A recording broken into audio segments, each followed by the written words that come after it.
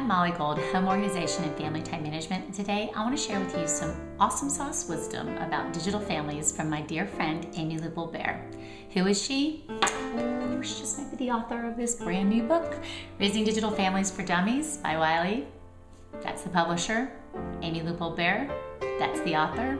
Amy just happens to be a digital genius, founding the Twitter Party concept, and she happens to also be a master's degree educator, surviving middle school students and high school students, and I think that that says enough. And she's the mom of two very bright and curious digital kids. So when she let her good friends know that she was writing this book, I couldn't wait to get a copy, but not just for myself. I have teenagers. I wanted to share the book with them, and here's why. It is full of insights written not just from the parent's perspective, but just in a general educator's frame of mind, in that way that teaches us all what's out there, what the tools are, how to best use them for the outcome that we want, and also what to be aware of, concerned about, and protected of. Finally, there's a book that doesn't say, I'm not going to let you do this, but instead says, let's learn about this together. Because after all, we're raising children in a digital world, and it doesn't benefit anybody to stick your head in the sand and act like it's not happening. So here are the 5 things that caught my eye briefly, and I know that you're going to find a ton more, but this is what jumped out at me as I read through the book fast and furious this weekend. First of all, I love that it defines what a digital family is. It starts from the very earliest stages all the way up to where I am with teenagers and beyond. And I'm telling you, my teenagers have lived in a time where the technology has evolved. If you have a brand new baby today, you might show a baby a video from YouTube if you choose to show videos at all, whereas we would have to put in a VHS on the TV. It's so different. So it's very important to know the ages and stages of a digital family, but also the hidden things that your kids wouldn't even think about, like identity theft, like their digital footprint, like advertising, which I don't know about you, but I'm just as sick of it as the next person. Next thing that caught my eye and has surprised no one, online etiquette. It's so important to teach your child how to have the right online persona, how to be positive, how to stay true to who they are, how to know when not to comment and what not to get involved in.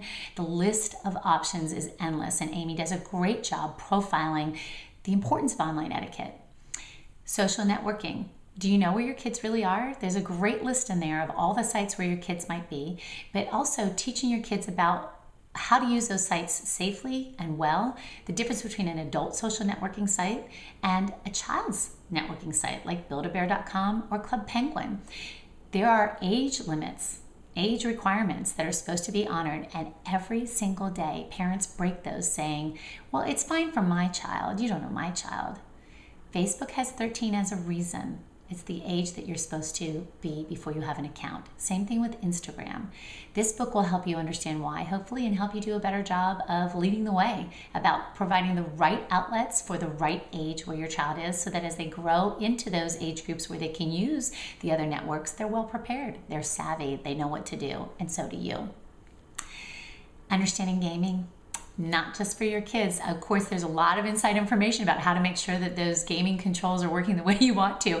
But I don't really game all that much with my kids because actually they don't game all that often. They're high performance athletes and we're hardly ever home. But still, understanding gaming. It's a huge industry. Your child might want to be a gamer. That's not a bad thing. They're going to make a lot of money. But you want to understand it. You want them to understand it too. And then finally, I know that Amy wrote this chapter just for me.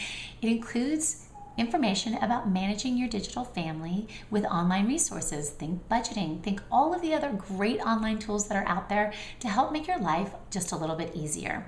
Thank you for including that as well as everything else, Amy. And thank you for giving parents everywhere a book not just for them, but a book that they can share with their kids and read with an open conversation. And everybody can learn together how to navigate the digital world safely and use the tools that are in front of us for the best result. Because after all, if we can do that online, surely we can do it in real life.